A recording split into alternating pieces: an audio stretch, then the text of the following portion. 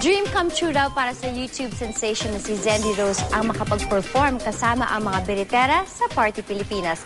At tila destined for international stardom na rin si Zendy Rose dahil naimbitahan na rin daw siya na mag-guest sa isang international program. Makichika kay Nelson Canlas. Ordinaryong guesting lang ito para sa ilan, pero para sa YouTube sensation na si Zendy Rose, ito na ang katuparan ng isa sa kanyang malalaking pangarap.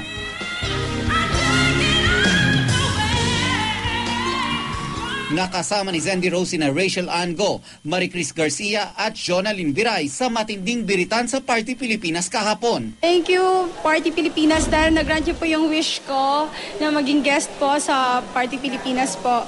At saka kanina po, habang bumibirit po ako, yung malapit na po ako dun sa mataas na tono, nakatingin po talaga ako kay Ate Regine. Nag-eye to eye po kami talaga. Parang, oh my God, sabi niya, kaya mo yan. Naiintindihan daw ni Jonalyn ang pakiramdam ni Zendy Rose dahil maging siya ay nagsimula sa pangarap na maging isang singer at nakita niya itong matupad. Nangingilid ang kanyang luha habang kumakanta sila ni Zendy Rose. Ang advice ko para sa kanya, basta I know naman na lagi niyang pagbubutihan, siguro wag siya magbabago. Kung gaano siya ka-fond sa mga tao, sa mga fans niya, wag siya magbago.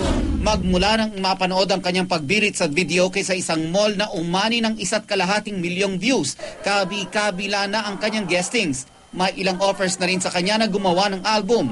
Pero ang kanyang ikinae-excite ngayon, ang isang international guesting offer na sa pangarap lang daw niya, inasam. Nakakontak na po ako ng Ellen DeGeneres show. Natatakot na po mag-English kasi hindi po talaga ako magaling mag-English. Nelson Canlas, updated sa Showbiz Happenings.